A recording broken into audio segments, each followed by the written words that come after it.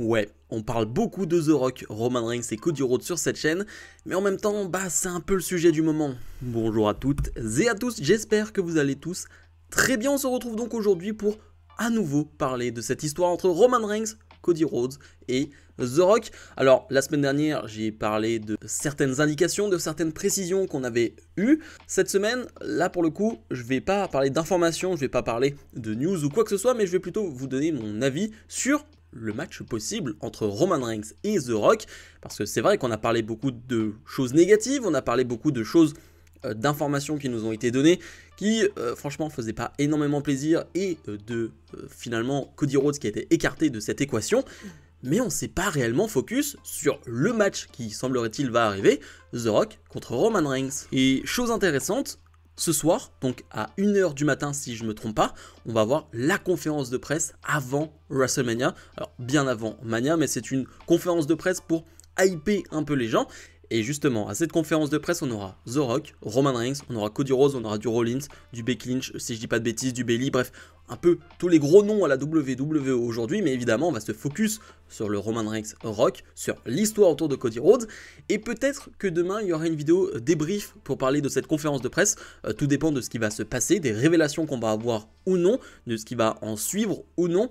Bref, c'est une conférence de presse, je pense, qui va être à suivre. Je pense que c'est l'un des moments les plus attendus de ce début d'année, parce qu'il peut se passer à peu près tout et n'importe quoi. Chacun a sa vision des choses, chacun imagine certaines choses pour le futur, et je pense qu'on va avoir certaines réponses lors de cette conférence de presse. Donc on va pas en parler réellement ce soir, mais pour le coup, c'est possible qu'on en parle demain, donc soyez présents. Mais je le disais, aujourd'hui on va se focus sur l'affiche qui, semblerait-il, va faire le main event de WrestleMania, The Rock contre Roman Reigns. Une affiche qui, honnêtement, nous hype depuis 10 ans maintenant environ, peut-être un peu moins, mais voilà, quasiment une dizaine d'années qu'on attend ce combat. Une affiche qui est aujourd'hui probablement la plus grosse affiche que peut faire WWE. De manière factuelle, tu peux pas réellement faire mieux par rapport à toute l'histoire, on va revenir dessus. Est-ce que tu peux faire mieux à la WWE aujourd'hui avec une énorme star comme The Rock? C'est pas sûr, c'est pas sûr. Donc évidemment, il y a une certaine hype, une grosse hype qui était derrière cette affiche. Et chaque année, aux alentours de WrestleMania, et d'ailleurs l'année dernière, on avait les rumeurs d'un match The Rock-Roman Reigns. The Rock nous a dit l'année dernière que, à cause de quelques petits problèmes, le match n'avait pas pu avoir lieu. Ok, on n'en sait pas plus que cela, mais on avait parlé d'un The Rock qui était à court de forme, on avait parlé de plusieurs choses, mais rien n'avait été réellement confirmé. On sait juste que le match n'a pas eu lieu, mais ça fait déjà plusieurs années qu'on en parle de ce combat. Il devrait arriver cette année.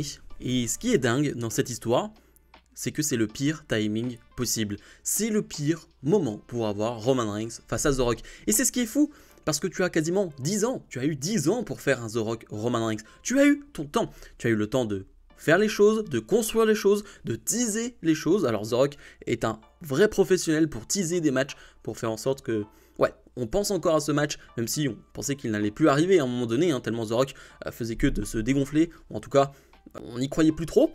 Et ce match arrive maintenant, peut-être au pire des moments, peut-être au pire des moments possibles. Et c'est ce qui est fou avec la WWE, c'est que honnêtement depuis maintenant quelques années, la WWE revient au top, la WWE vend des places à merveille, toutes les salles sont pleines, WrestleMania c'est plein, bref, ils battent tous les records chaque mois et chaque mois et chaque mois, c'est impressionnant.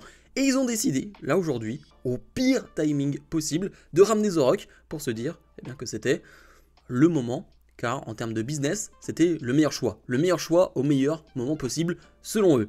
Alors, on l'a déjà dit, oui, en termes de business, évidemment, The Rock, peu importe, même si les ventes de billets de WrestleMania sont déjà quasiment complètes, donc ça ne va pas changer grand-chose, mais ça va ramener de la visibilité sur l'événement, ça c'est une certitude. Maintenant, est-ce que le business aujourd'hui avait besoin de ça? Aujourd'hui, je parle aujourd'hui, j'en suis pas sûr. Mais bref, ça c'est pas vraiment le point de la vidéo. Mon point, c'est que Roman Reigns contre The Rock est l'un des matchs que j'attendais le plus. Vraiment, réellement, c'est l'un des matchs que j'attendais le plus. Tu me dis il y a 4-5 mois qu'on va avoir The Rock contre Roman Reigns à un WrestleMania, mais sûr et certain, je suis hypé de fou. Et il y a quelques semaines, quelques mois maintenant, quand The Rock est arrivé à Raw et a teasé finalement qu'il allait se mettre à la place de Head of the Table, je me suis levé de ma chaise, j'ai failli faire tout tomber, parce que c'était dingue, c'était fou. On allait avoir enfin ce combat. Mais le problème, c'est pas d'avoir ce combat. Le problème, ce n'est pas The Rock contre Roman Reigns. Et on le répète, et je pense que tous ceux qui sont derrière le hashtag WeWantCody, on est d'accord là-dessus et on en a marre un peu de se répéter. On le répète, le problème n'est pas le match en soi. Le match en soi, on le veut. Le problème, c'est le timing. Ce match n'a rien à faire à ce moment-là. Et donc, ce qui donne que finalement un match que tu attends depuis des années, et je l'attends vraiment depuis des années, un peu comme tout le monde, honnêtement, faut pas être de mauvaise foi là-dessus, faut pas revenir en arrière sur ce qu'on disait auparavant. Non, c'est un match qu'on attendait énormément. Eh bien la WWE arrive à faire en sorte qu'aujourd'hui, et je l'ai déjà dit, j'ai pas de hype pour ce combat. Et clairement on peut le dire, peu importe l'issue, et peu importe même ce qui va se passer lors de la conférence de presse demain, peu importe ce qu'il va en ressortir, l'affiche Roman Reigns contre The Rock a été gâchée. Elle a été gâchée, en tout cas, son impact a été diminué par le booking WWE, par la manière de faire de WWE. Et ça, je pense qu'on peut être tous d'accord là-dessus. Peu importe ce qu'on pense du mouvement We Want Cody, We Want Cody ou We Want Rocky pour certains, dans tous les cas, le match est affecté. Dans tous les cas, l'affiche est affectée. Dans tous les cas, l'affiche me donne moins envie qu'il y a quelques mois, voire moi personnellement elle me donne plus du tout envie, mais même ceux à qui elle donne envie, votre hype n'est pas aussi grande qu'il y a quelques mois.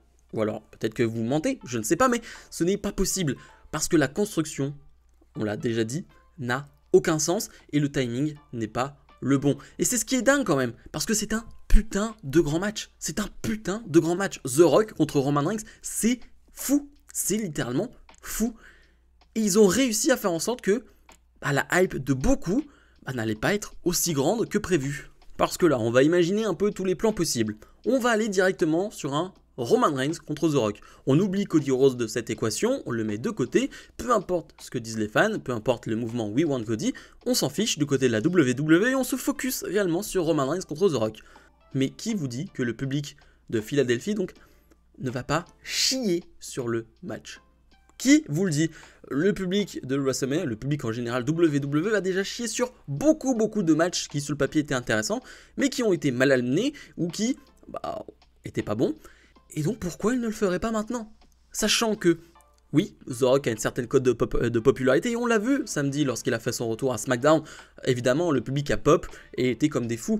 Maintenant, ce qui va être intéressant de suivre, c'est là, lors de cette conférence de presse, comment le public va réagir. J'imagine que ça va quand même popper pour The Rock, quand même un minimum, faut pas être fou non plus, on parle de The Rock, mais j'ai envie de savoir à quel point il va être hué, parce qu'il y aura des huées contre lui, c'est sûr et certain, mais à quel point ça va être puissant, à quel point ça va être fort, et à quel point ces huées vont changer ou non la perspective WWE sur les prochaines semaines, les prochains mois.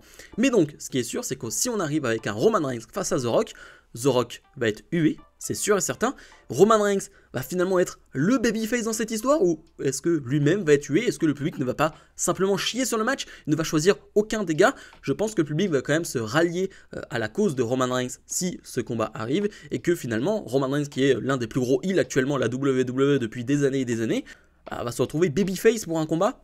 Dans tous les cas, c'est raté. Dans tous les cas, leur fonctionnement, leur manière de faire, on arrive à un truc qui sera raté, à un match qui sera raté, et je parle même pas de qualité. Autre scénario, on décide de rajouter Cody Rhodes à cette équation. On décide de mettre Cody Rhodes face à Roman Reigns, face à The Rock. Alors déjà en termes d'histoire, on se perd, et je vais même pas rentrer là-dedans, mais là en termes de sens, on n'y est plus. Mais que faire? Que va faire le public? Le public va simplement popper pour Cody Rhodes. Et donc ton affiche hypante, ton affiche légendaire, Roman Reigns, The Rock, va être relégué au second plan parce qu'il y a le mouvement We Want Cody.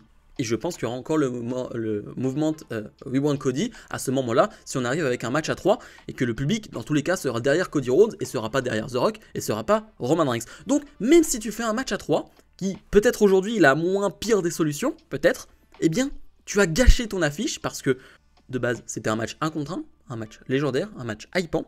Et finalement, tu te retrouves avec un match à 3 où finalement, les deux hommes qui devaient te donner cette affiche légendaire vont être mis en trait parce que l'homme le plus suivi, l'homme le plus aimé, apprécié, qui va être applaudi par le public, c'est Cody Rhodes. Donc dans tous les cas, c'est loupé. Et la dernière solution, The Rock se retire totalement de l'équation et on se retrouve avec un Roman Reigns face à Cody Rhodes à WrestleMania.